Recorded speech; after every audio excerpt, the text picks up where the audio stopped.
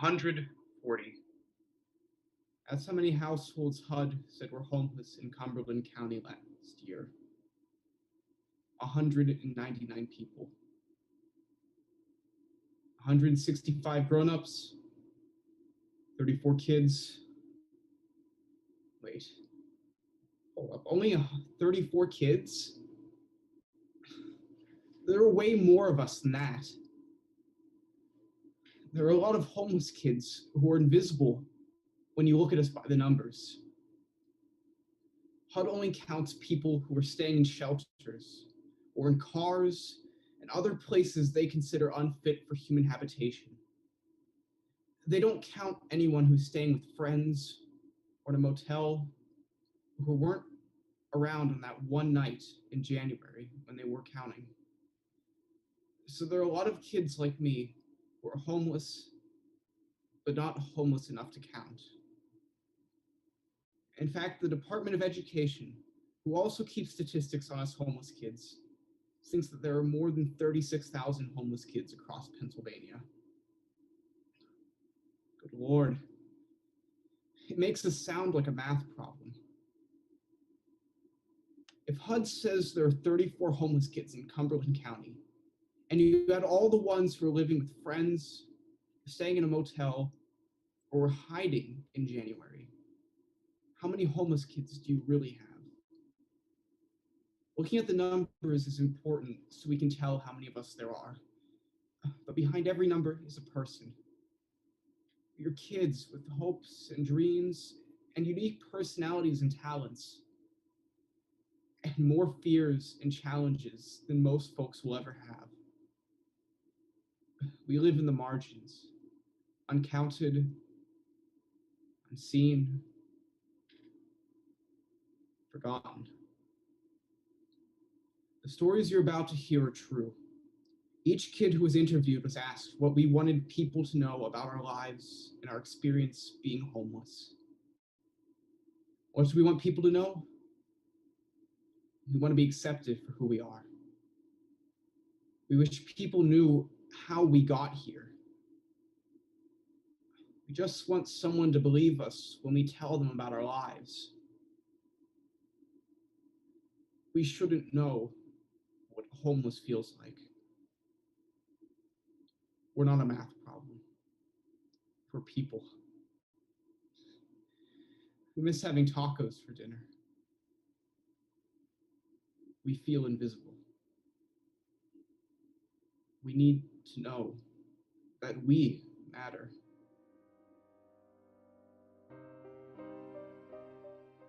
Children experiencing homelessness don't fit society's stereotypical images of the homeless population. In fact, many teachers may not even realize that they have a student without a home in their classroom until the stress of being homeless bubbles over and causes a student to have a catastrophic reaction to their situation. This is the story of one such reaction. My name is Kira. I'm in the first grade. Every day after school, I go to the library with my mama. I like school. I'm learning how to read and spell. Today, my teacher taught me that there was an animal in the ocean called a whale. They're bigger than my school bus. I like school. The lunch lady's really nice. Sometimes she gives me 2 milks at breakfast or extra tater tots at lunch. She knows I like the burnt ones. I like gym class too.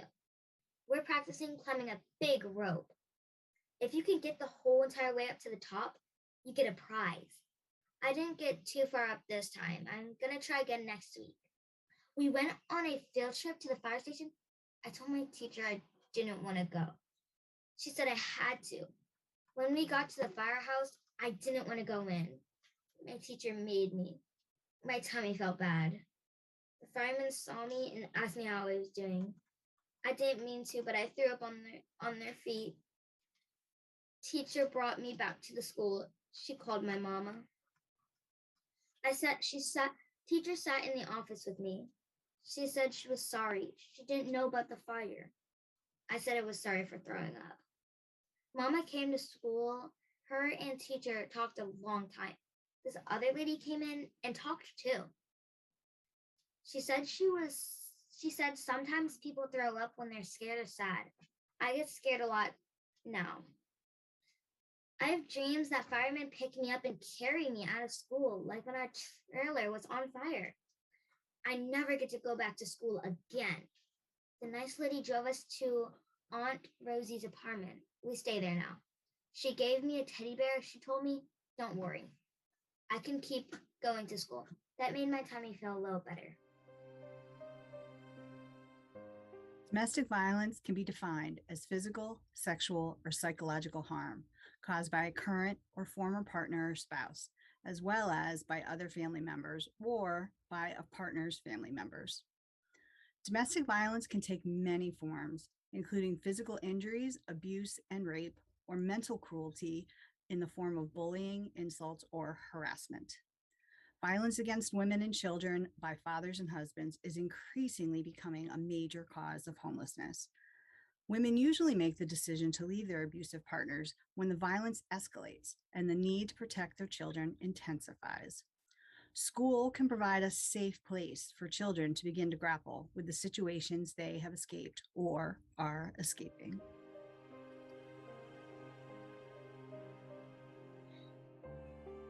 I'm Alexi. I'm 8. Today at school, Mr. Rice made us write a story about what power we wanted if we became a superhero. I want the power to turn invisible, like Harry Potter. Want to hear the story I wrote? If I was invisible, I could go anywhere I want, and nobody could see me.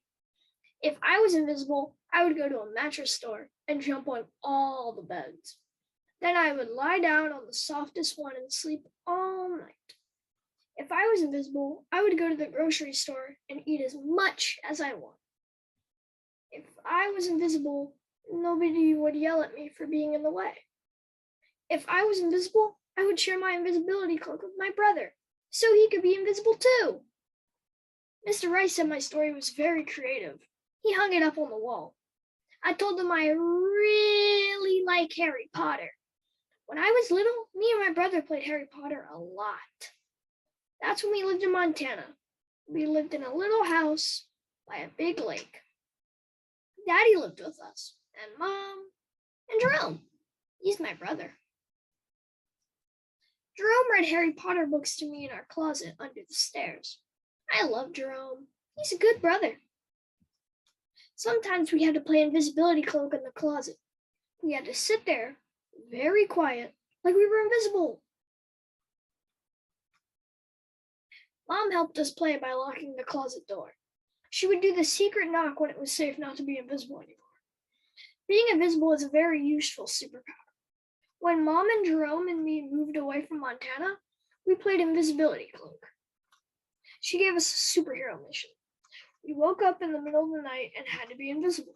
We put our stuff in the car and even made the car invisible by driving with the lights off until we were on the big street. She said, mission accomplished. We were good superheroes. Now we live with Aunt Karen in Pennsylvania. She has a lot of kids. Sometimes I feel kind of squished in her apartment. I try to be invisible there too. The lady who helped Mom get me and Jerome into school, she read my story and said that going invisible is a very practical superpower. I like her. She got me a Harry Potter backpack and gave Jerome a Half-Blood Prince and the Deathly Hallows, so we can see what happens to Harry if he defeats Voldemort. Being invisible is the best superpower. It is fun and useful, even when you're just pretending.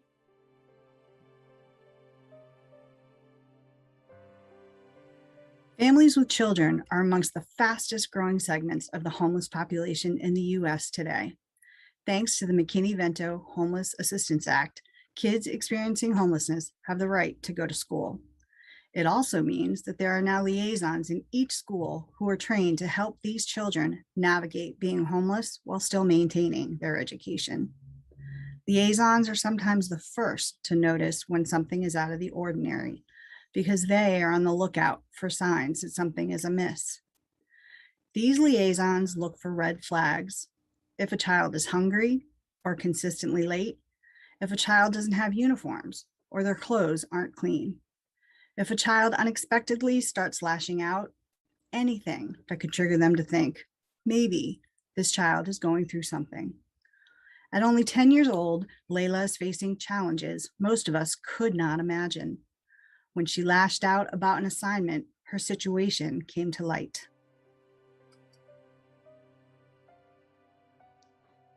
It's almost Thanksgiving. Everybody at school is talking about break and eating Thanksgiving dinner and watching the parade on TV. I'm not looking forward to break. There's no place to watch the parade at the homeless shelter. I don't know what I'll have for Thanksgiving dinner. You don't get to pick what you eat at the Salvation Army. I know what break's going to be like. It is going to suck. We're going to wake up on our mats on the floor of the church before the sun's even up. We're going to pack up all our stuff in our backpacks and walk across town in the cold over to the Sally for breakfast. Then we're going to walk back through town over to the day center. If we're lucky, we'll get to stay inside, but not if it's more than 30 degrees out. I don't know why it's called a day center if we're not allowed to be there during the day. If the shelter lady makes us all get out, we'll probably walk around town somewhere, which will be awesome if it's not raining or cold. Or we'll go to the library if Mom's fines are paid down enough that they don't yell at us for being there. Then we'll go back to the Sally for dinner. Something gross for sure. It usually is. I keep telling them about these things called pizza and tacos, but it's usually chili. If we're lucky, there will be donated desserts we can look through. They're good for the walk back to the shelter. They let us hang out with our parents in the day center until it's time for us to get on the bus and go back to the church for the night. Break is 5 days long. It is gonna suck. I never liked school until we ended up at the shelter. I thought it was dumb. But now, I don't know. I don't mind it so much. I like getting breakfast and lunch there. It's pretty good. And my friends are there. But you know what the best part of school is? It's the same temperature all year long. My teacher is pretty cool too. I didn't want to tell her that we were at the shelter, but I kind of had to when she made us write an essay about what we were thankful for. I must have looked some kind of way when she gave us the assignment because she told me to stay after and then asked me if I was okay. I am not okay. It is hard living in the shelter. I told her that I was not thankful for sleeping on the floor or eating with a bunch of strangers at the Sally every day. I yelled at her, and then I cried so hard I couldn't stop. That was like 2 weeks ago. My teacher was really cool about me yelling at her and freaking out about the essay. I didn't get in trouble or anything. Instead of going off on me, she hooked my mom and me up with some people who could help us. There's this one guy I've been talking to the last couple of days. I don't really know if he's a teacher or what, but he makes me laugh. And he keeps telling me that this won't be forever. The other day, he brought me a brand new backpack that's way bigger than my old one because I told him I had to carry all my stuff with me. He's nice. He even talked to me about that stupid essay. Life is basically crap right now, but he told me that I could keep it really generic and talk about being thankful for my friends and my new backpack. I think I'll write that I'm grateful for him. I have until the end of break to write it. Maybe I'll start it later tonight once we get to the church where we'll sleep. I can't do it now though. It's time to walk to the Sally for more chili. For a child experiencing homelessness, life can feel overwhelming with their surroundings in a continual state of flux. In the middle of all the uncertainties that come with being homeless, school often becomes their constant, the one thing that never changes. When their lives are out of control, they cling to schedules, routine, rules, anything that is reliable and predictable. For this child, math became his security, his comfort, his foundation.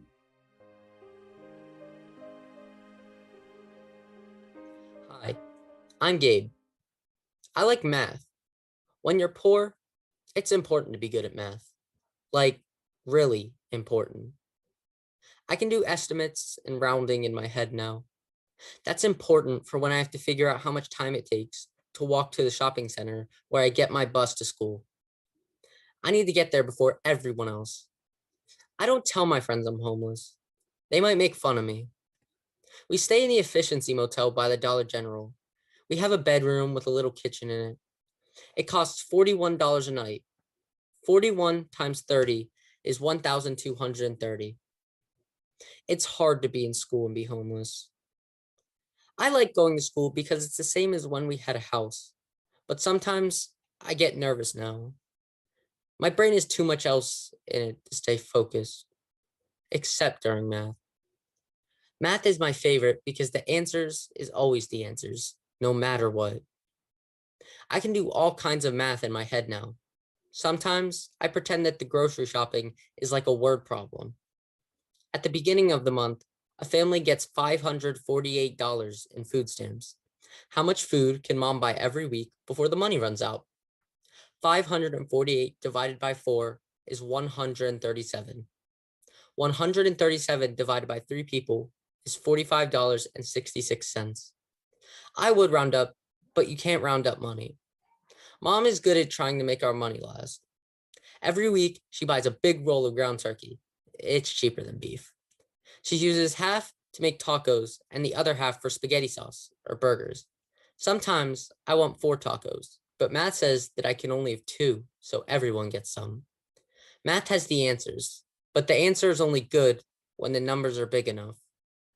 Last week, this lady I've seen at school came to the motel. She brought us a bunch of food and talked to my mom about school stuff. Then she talked to me and my sister. She asked me what I've learned so far this year. I told her that I learned that math is important. I told her about counting tacos and estimating and rounding to get to the bus, and that numbers make me feel safe because they don't change. She didn't think it was weird at all. She agreed with me. She said she likes numbers too. 5 and 10 are her favorites. She's a good listener.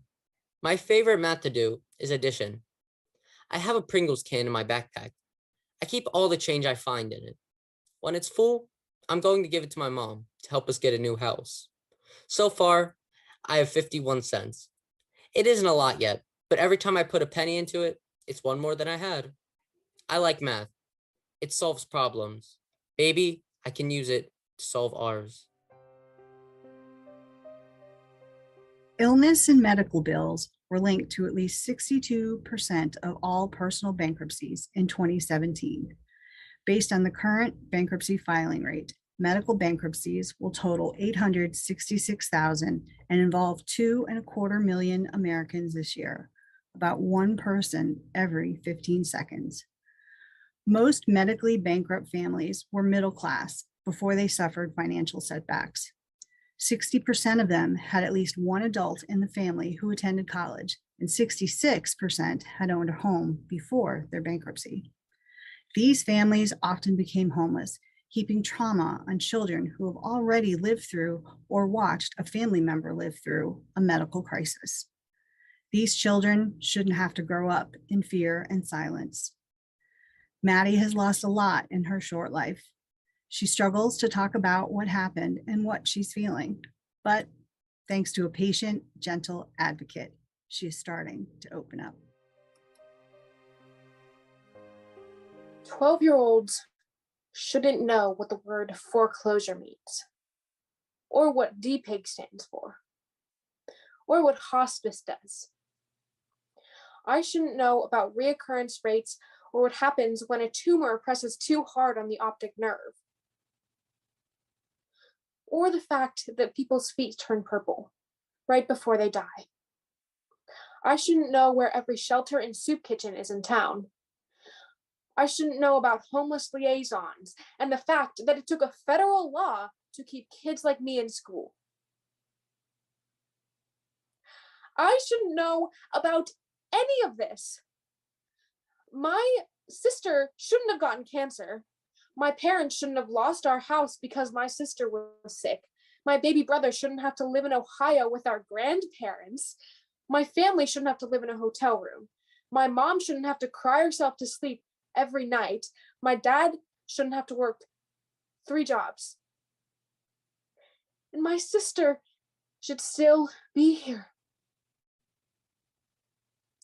We should be in our bedroom watching TikToks and doing our homework. My brother should be downstairs playing with his cards. My mom should be singing in the kitchen as she's making supper. My dad should be messing with his tools in the garage. But none of that is happening. We're not there. She's not here. And she isn't coming back. That's what I should have told the lady at school today when she asked me what she should know about my family. I know she just wanted to help, but I was too mad to answer her. I sat there and cried instead. I do a lot of that now, crying, but not so much talking lately. She didn't seem to mind, though. She told me that sometimes crying is more important than talking. I shouldn't have to talk to the lady at school because I shouldn't be homeless. There are a lot of shouldn'ts. I shouldn't. But maybe talking to her is something I should.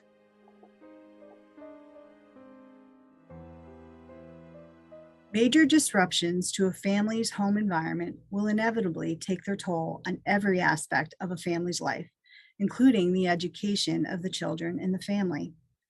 Even when the change is a planned move from one permanent home to another and children are prepared for the disruption, the transition can still be stressful.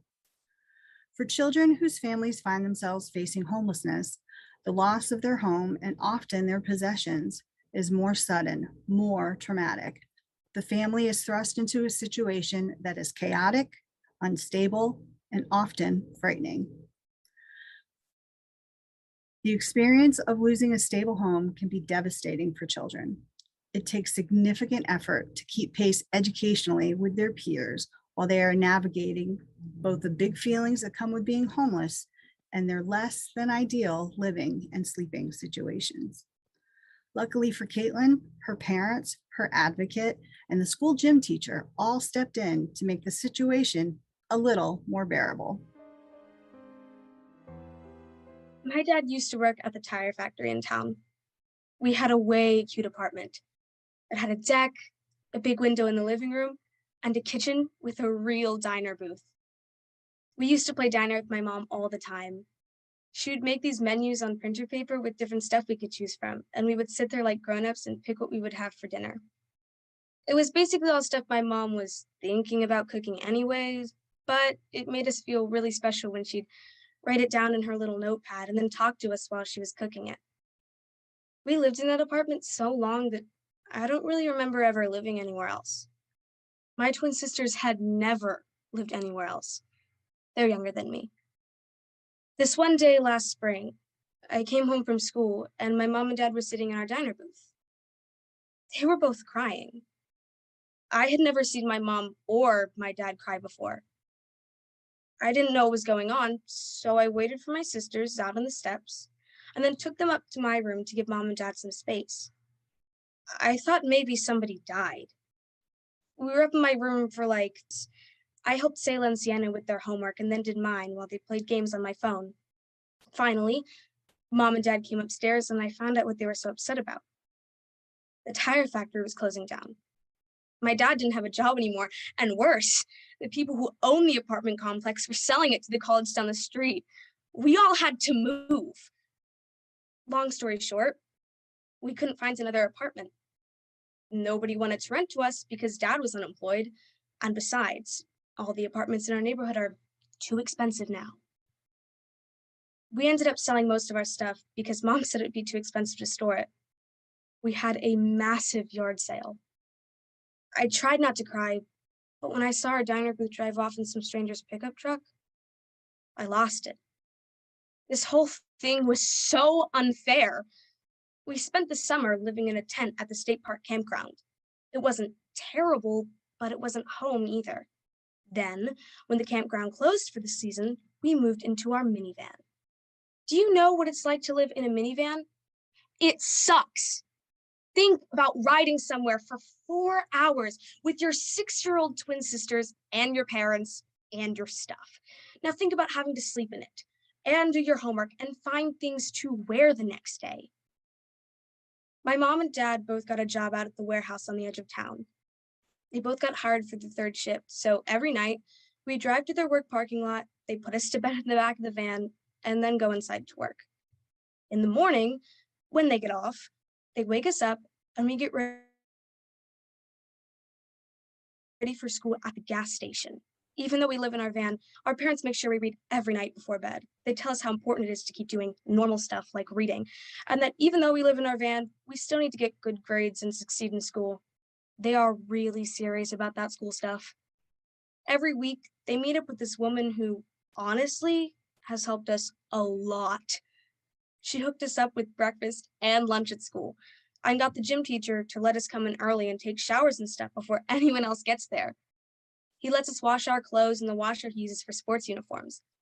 He's really cool and promised not to tell any of the other kids that we're homeless. He and the liaison lady are friends, and he said anybody who's a friend of hers is a friend of his. My mom told us last night that we should be getting a new apartment soon. She said it's smaller than our last one, and I'll have to share a room with the twins, but I don't even care. It's bigger than a van. I just want a home again.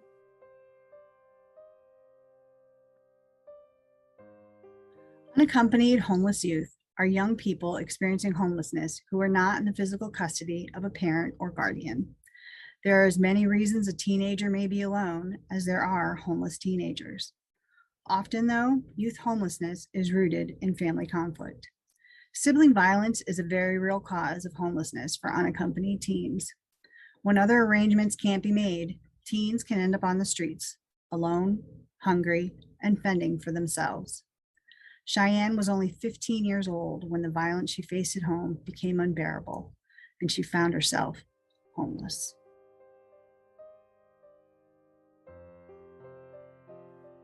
Me and my brothers didn't get along. They bullied me, tormented me. I didn't understand why. When I was little, they dressed me up like a boy because nobody wants a sister. They cut off all my hair, called me fat, said I was ugly. It was awful. Then I became a teenager, and the bullying, it got physical. My brothers beat the crap out of me every single day. I didn't want to go to sleep ever because I never knew what they were going to do. I didn't feel safe at home. My mom didn't want me anymore. She said I was a nuisance. So she sent me to live with my uncle. For a while, stuff was okay. Then, out of nowhere, my uncle got evicted. And he didn't want me either. I couldn't go home. So I sat in the park and cried. I was hungry. I didn't have any money for food. I'm not proud of it, but I stole from the grocery store. I was so hungry. Nobody caught me, but I felt so guilty about it that I threw up anyway. On the 4th night I was in the park, I saw one of my teachers out jogging. I pulled my hoodie over my face so she couldn't tell it was me, but she recognized me anyhow. Probably because I only have one hoodie and I wear it all the time. I have never been so embarrassed in my life. She sat on the bench with me while I cried. When it felt like I didn't have any tears left, she pulled out her phone. I didn't say anything, but on the inside, I was freaking out. Oh God, don't call the cops. Please don't call the cops. She didn't call the cops. She called someone else. A little bit later, this someone else came and sat with us on the bench. I've never met this woman before, but my teacher said something about her helping kids like me. To be honest, I was too tired and hungry and embarrassed to really hear what she was saying. All I know is that I was glad she was there. I was even more glad when I woke up the next morning in a bed at the youth shelter, and there was a note with her phone number on it asking me to call her so we could talk about what happened and what to do next. For the first time in a long time, I felt safe.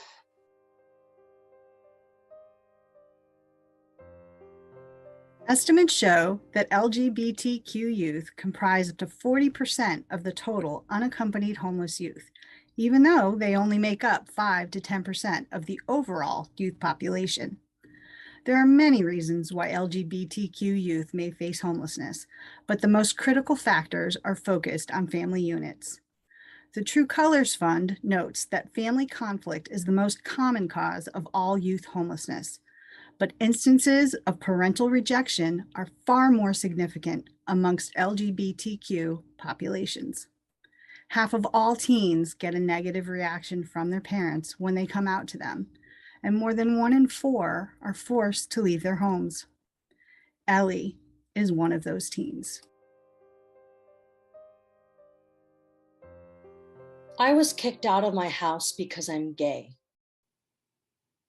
My parents are real winners. The summer between my sophomore and junior year of high school, they sent me to this Pray the Gay Away camp. I'm not sure how that's still a thing, but it is. 6 weeks in Arkansas with the hillbillies, mosquitoes, and these pastors who screamed scriptures at us while we did push-ups and other exercises they thought would man us up. Clearly all the screaming in scripture didn't work. Still super gay. But now I'm gay with a sexy boyfriend named CJ. I'm at a camp. His parents are nuts too.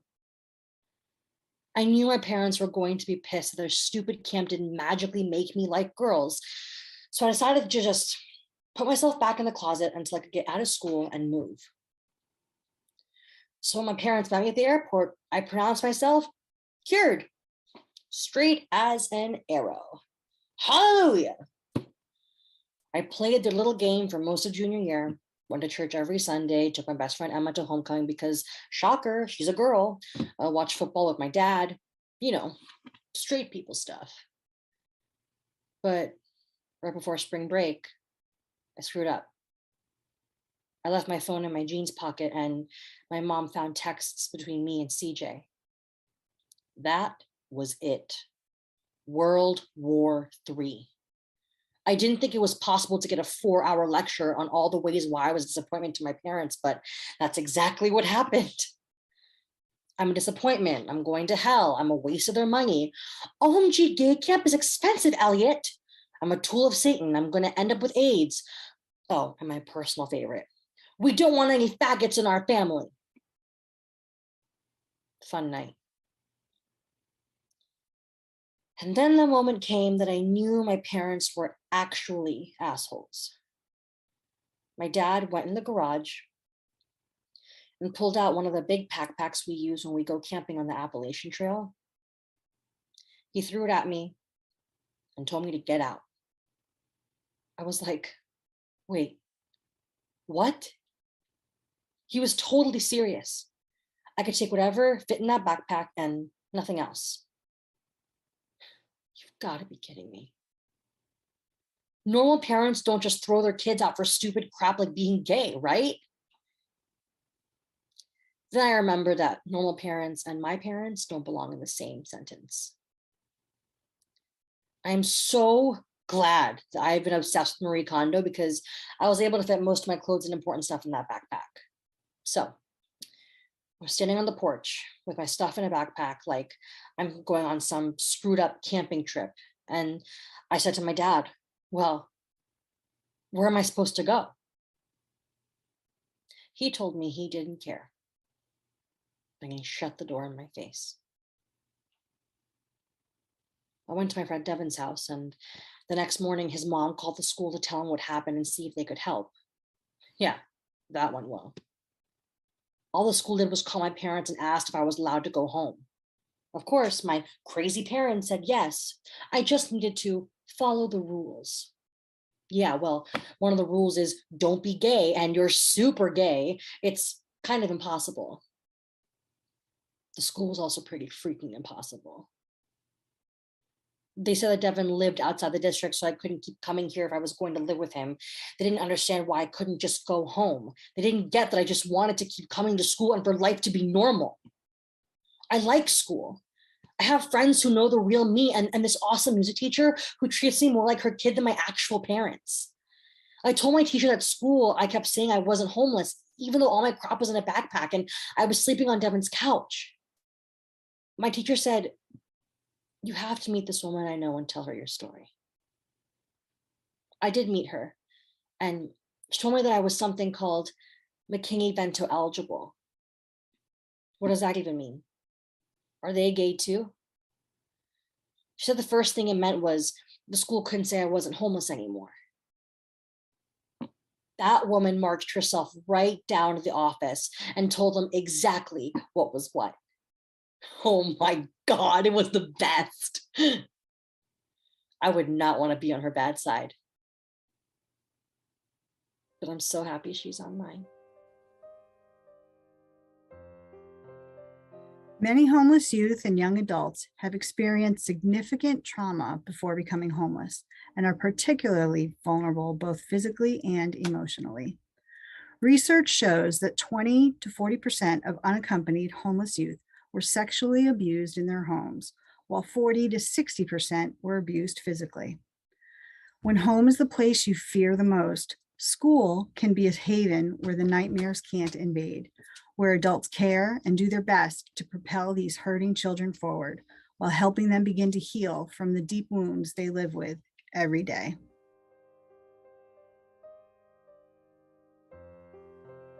Hi, I'm Ben, 17 years old, and I've been sexually abused since basically forever. I know the first question you want to ask is, why am I not in foster care? That's everyone's first question. The safe answer is, it's none of your business. But the real answer is that when your dad's a cop and your mom's on city council, it's hard to get people to believe that they're anything less than perfect. They know just what to say and how to act, so they look great. And I look like a liar. They love to call me their troubled kid. Of course, I'm troubled. Who wouldn't be after living in hell for 17 years? So I left. I didn't want anybody to know why. Nobody would believe me anyways. So I just put my stuff in my backpack and walked out the door. I heard about this abandoned building downtown where the homeless people would stay. Figured I'm homeless now, so I won't lie, I was scared. I'd never talked to an actual homeless person before. But I figured what was ever in that building couldn't be any worse than what was at home. I found a corner where nobody could sneak on me from behind. I hate when people do that. I stayed awake that whole first night. I started talking to this guy who lived in the building, and he told me I could stay there, but I had to stay in my corner and not touch anybody else's stuff. I didn't leave for a week. Once I realized that nobody was going to come look for me, I decided that I wanted to go back to school. This is going to sound weird, but I missed it. At school, every day is the same. You know what to expect. There aren't any surprises. I'm a senior. I only have 9 weeks to go until graduation, and I can't stop going now when I'm this close to being done. But I also don't want anybody to know that I'm living in an abandoned building. To be honest, it's kind of embarrassing. I faked a note from my parents saying that I was sick and went back to class. After about 3 days, I met a lady who does outreach. I'd seen her before, but I just thought she was a teacher. People call her the homeless lady for school. Weird, but whatever. Another kid who was staying in the building told me about her. She said she'd introduce me to a counselor at the school who could get me some help. I really didn't want anybody to know, but she's kind of pushy in a helpful way. Homeless lady and the counselor let me stay in the office while they made some calls. I told them that I was staying at the building and I was absolutely not going back to my parents ever again. So here I am, 9 weeks from graduation, sleeping in a building everyone thinks is abandoned, and still going to school. I'm going to graduate, no matter what. Being homeless is rough, but it's better than being at my parents' house.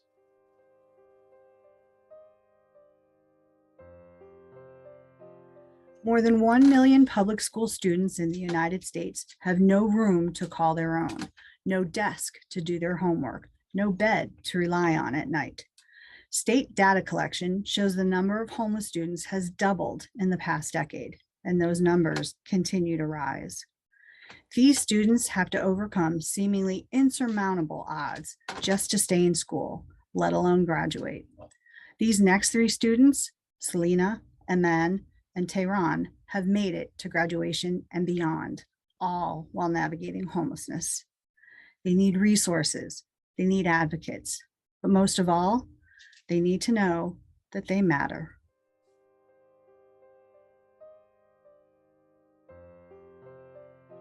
I walked across the stage today to get my high school diploma. I can't even express what that means. Blood, sweat, and tears brought me here. I'm not at the top of my class, but I'm not at the bottom either. I live in a tent. I'm 17. I left home because I didn't want to be around drugs and abuse. Yeah, I'd rather live in a tent. I left in February. For a while, I lived in an abandoned building with 3 other people. I won't say why they were there. It's not my story to tell. I will say that I'm glad they were there with me during the cold months, while I was figuring out how to finish school without dropping out. I was introduced to someone who helped me with school stuff. This person became my champion. I was absent a lot because reasons, not all related to where I was staying at night. Sometimes I was just a jerk. This person didn't care. They went to meetings for me to keep me at my academic level to graduate on time. I was at the point where I stopped caring. I could have dropped out, but she wouldn't let me. I needed to finish school. I needed to see my worth. I needed to know I was someone who could contribute to the world. That's what I was told over and over by this person. Even on the days I wasn't kind to her. My school didn't support me. Some people did, but not the ones who were in my building. Lies were being spread. I'm not perfect, but I'm not a thug either. I managed to do my schoolwork, do the volunteer work I was told I had to do every week. Yes, that's right. I had to volunteer every week, 10 hours a week at a soup kitchen. But hey, I got to eat every day. Hot food in cold weather, cold drinks in hot weather. It was all right. I managed to do everything I was told to do, but the school said that I still couldn't walk the stage because I had too many absences. One of my teachers said, at least you'll end up with a diploma. This person I told you about, she said, you will walk the stage. You deserve to walk the stage. Man, I don't know what she did to the principal, but the next day he turned around and told me that I would get to walk. Us graduates were told we could invite 2 people to watch us walk. People were gripe saying, only 2. I was okay with it. I didn't have anyone. But wait, yes, I did. I invited this person to be my person. My person watched me walk the stage. She yelled louder than anyone else. I know because I only heard her.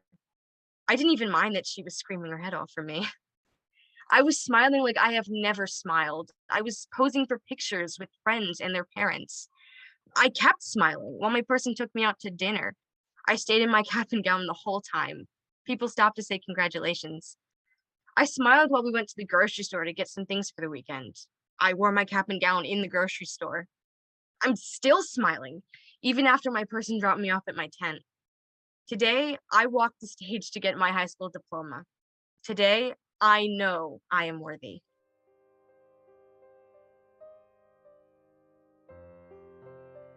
I finished my first semester of college today. I have a 3.8 GPA. It's a lot harder than high school, but I'm going to do my best to keep my A average all the way through. I've had straight A's since middle school, and I owe it to my mom and my advocate and myself to stay focused while I'm here at Cornell. Besides, I'm here on an academic scholarship, so I need to do the best I can. This opportunity, it isn't lost on me. This is my chance.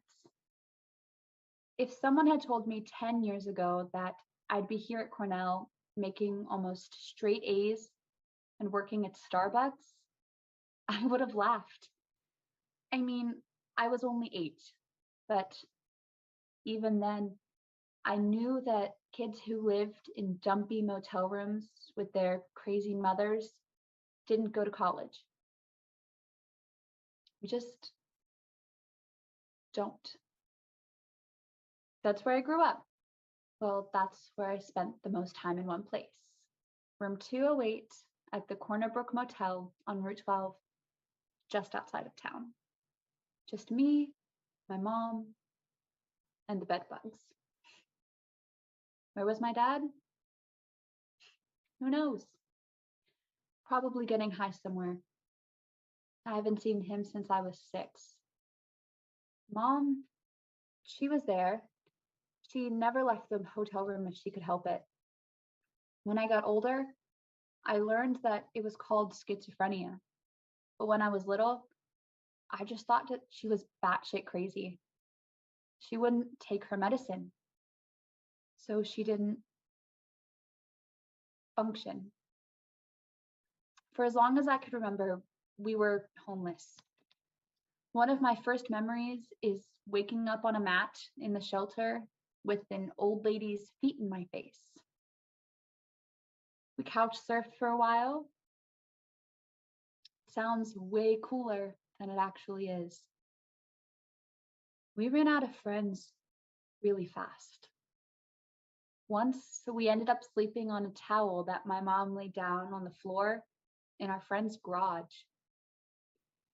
I guess I'm lucky that I was so young when we were that bad off. I mostly just remember being scared and tired a lot.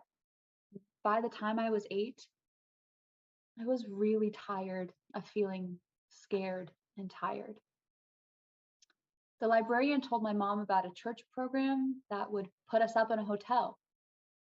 For once, Mom actually followed through and made an appointment with them. We lived in the hotel for 5 years. The other people who lived there were scary, but it was better than a towel on the floor of a garage. At first, Mom was still a mess, but then once school began, we started, how'd she used to say it? Getting services. A social worker came to visit us once a month. She convinced Mom to let a case manager visit every week to talk about parenting and other stuff. Mom started going to a therapist and a doctor. She started taking her meds, and things got a little better.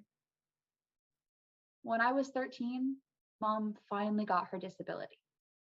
And I didn't understand what that meant at the time, but I knew it made all of the social workers and case managers happy. And right before 7th grade, we moved into a real apartment. That would be a great place to end the story, wouldn't it? With us in an apartment and everything perfect. Too bad that isn't what happened. We were only in that apartment for 6 months before Mom started hearing voices again. The next thing I knew, we were in another motel, this time on the other side of town. I was so upset. I finally had friends at school. I was making good grades. I was heartbroken at the thought of having to change schools in the middle of the year. What I didn't know was that there was a law about kids in my situation. To make a long story short, I met this woman whose job was to make sure that kids like me didn't have to change schools or keep starting over just because we didn't have an actual home. She called herself my advocate. This woman became like a second mom to me. We lived in 6 different motels from the time I was 13 until I was a senior. I managed to keep my grades up because everyone told me that education was my ticket out, and I do not want to live in a motel ever again. The day I left for Cornell, Mom was arguing with her case manager about moving into supportive housing. I felt heavy and kind of guilty for leaving her. She always asks how I'm doing when I call her on Sunday nights. Before we hang up, she tells me the same thing that she's told me every day since I was little: to watch out for men and keep getting good grades. I will, Mom. I will.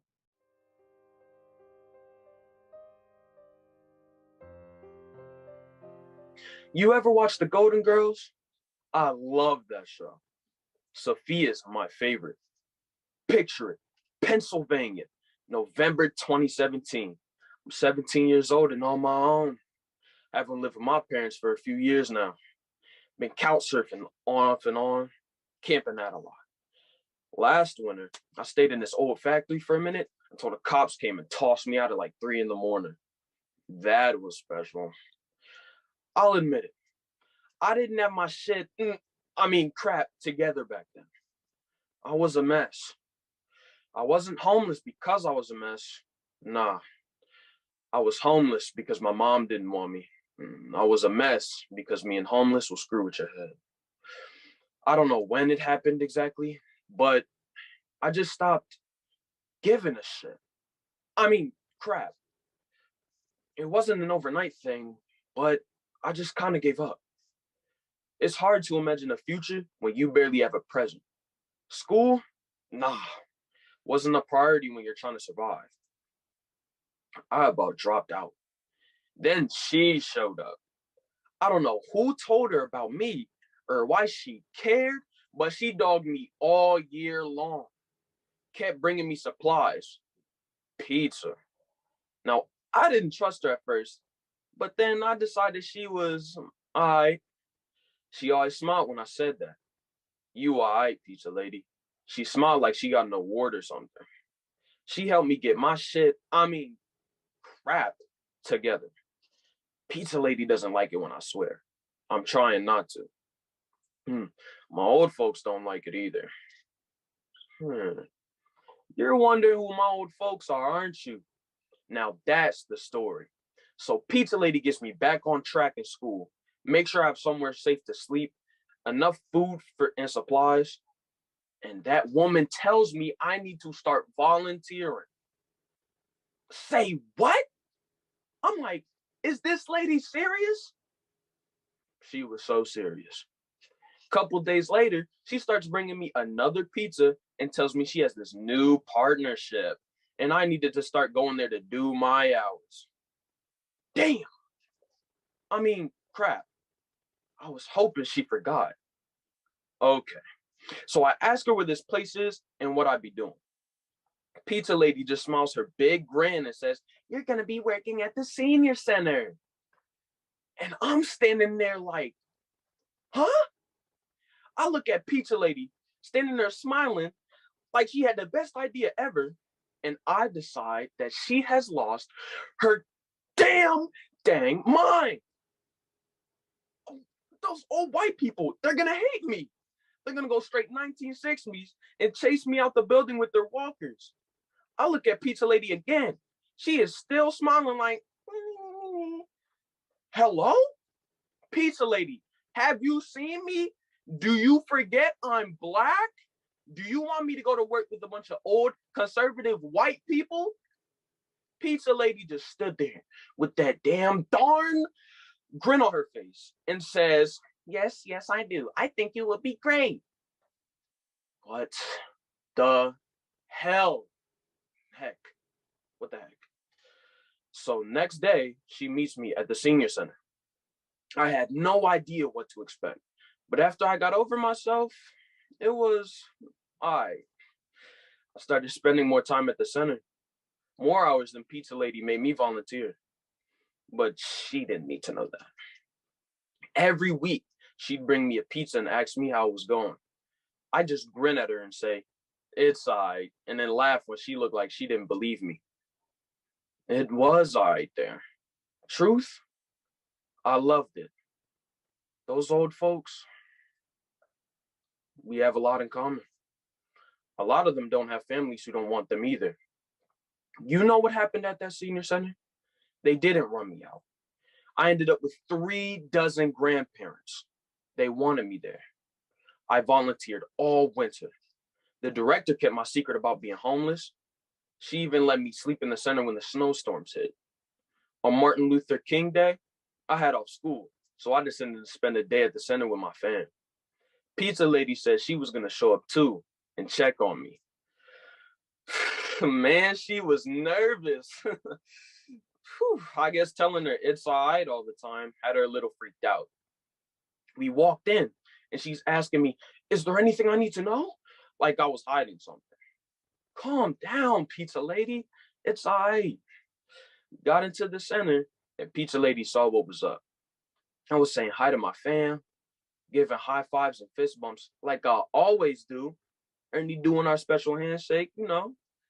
Getting there is always the best part of the day. I check in with everybody, see how they're doing. They tell me what's going on. Violet has physical therapy, Fred's dog is sick, and Gloria's kids haven't visited in a month. You know, stuff that's important to them.